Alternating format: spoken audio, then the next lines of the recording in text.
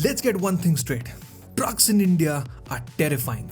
A whole industry running on tribal knowledge, no SOPs, no education, no standard training, absolutely nothing.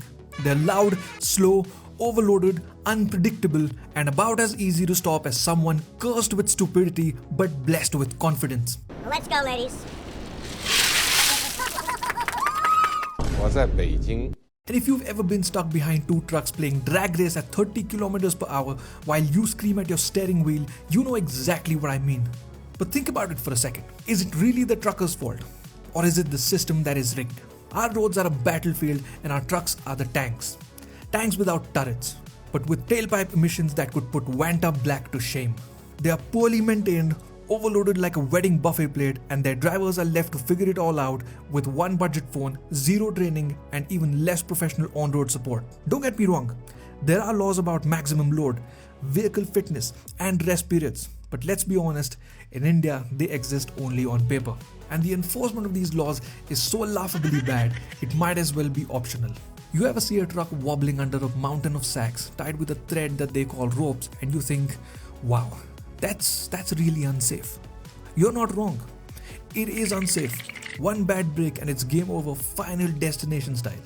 But to the transporter, it's cost efficient. Here's how the dilemma works in their heads. Should I overload this truck and do one trip?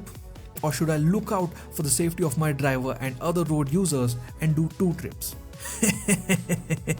It's a no-brainer, one trip. Then there are the blind spots.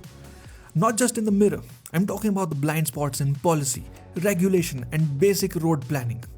We don't have proper truck lanes, truck stops, or even decent parking. So trucks swerve, stop randomly, take U-turns from hell, and the rest of us are just collateral damage. And the roads? Oh, the roads. It's like the state government designed them as a prank. Potholes deeper than my existential dread, cows chilling like they own the place, and auto rickshaws zooming around like they're in Mario Kart. Truck drivers aren't driving at this point. They're Tom Hardying from Mad Max, zooming past you at 20 kilometers per hour. Add a population of impatient bikers and overconfident hatchback heroes into the mix, and you've got a circus where the elephant has no leash and everyone's juggling knives. When trucks crash, people rage at the driver. Mob justice, instant blame. But rarely do they stop and ask, why was that truck on the road in that condition to begin with? Short answer, because nobody in power gives a shit. Speaking of fat people, let's talk about the trucker's health. What? No, alright. I know that sounds bad. Or lack thereof. These guys are sitting for so long, their spines are slowly evolving into question marks. If you x-ray their backs, you'll find letters from the Tamil alphabet. Add to that eating oily parathas from roadside stalls, no exercise, and sleeping in a cabin that smells like regret and diesel fumes. That's a typical Tuesday on the road. And mental health? Forget about it. They're away from their families for weeks, probably talking to their trucks like it's her. Now let's swim across the ocean for a minute. Imagine this.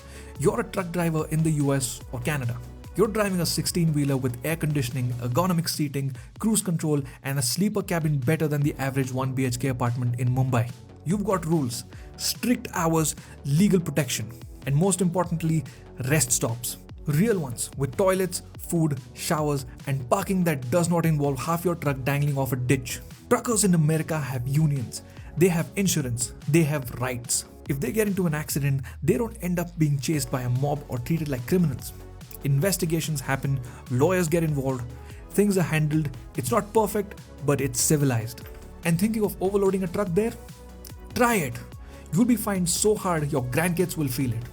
Breakdowns? Call a professional roadside assistance. Feeling tired? Pull into a truck plaza with Wi-Fi, coffee, and actual beds. Want to take a break? You're required by law to do it. Compare that to India, where a truck driver takes a leak by the side of the highway, sleeps in a sweaty tin can, and eats food so spicy it doubles as fuel. If you're lucky, you get a dhaba with a bucket and a mirror nailed to a tree. That's our version of luxury. Meanwhile, their bosses are chilling in air-conditioned offices, probably laughing like villains in a 90s Govinda flick. And the pay? In America, trucking is a respected profession. In India, it's a career of last resort. Youngsters in the West grow up watching reality shows about badass long-haul drivers covering 1,000+ kilometers a day. Here, you grow up being told, study hard or you'll end up driving a truck like our maid's husband. This is not about copying the West.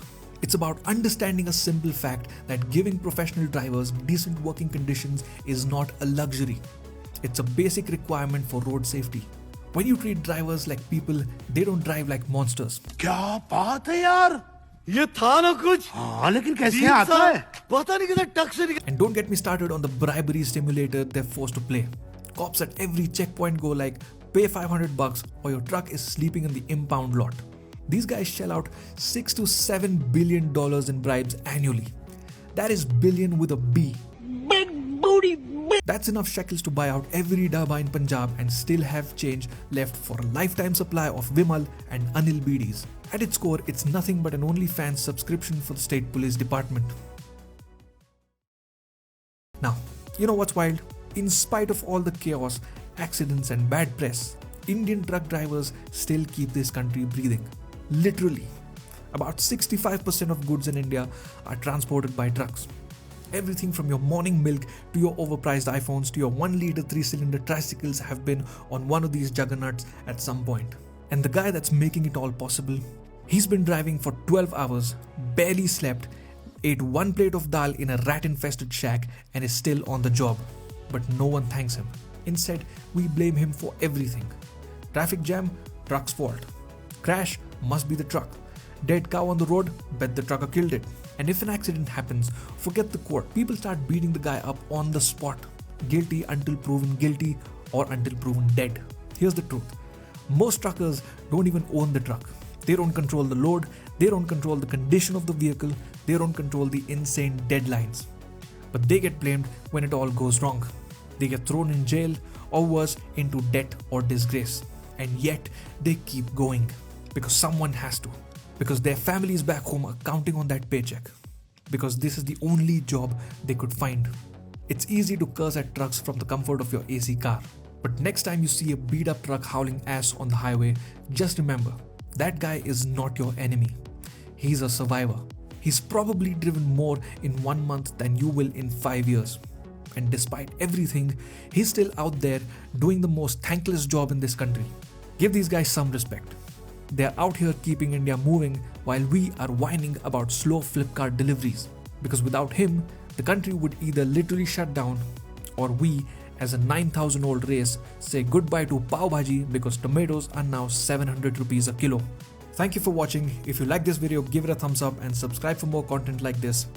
While you're here, please take a look at our other channel for more serious and in-depth content.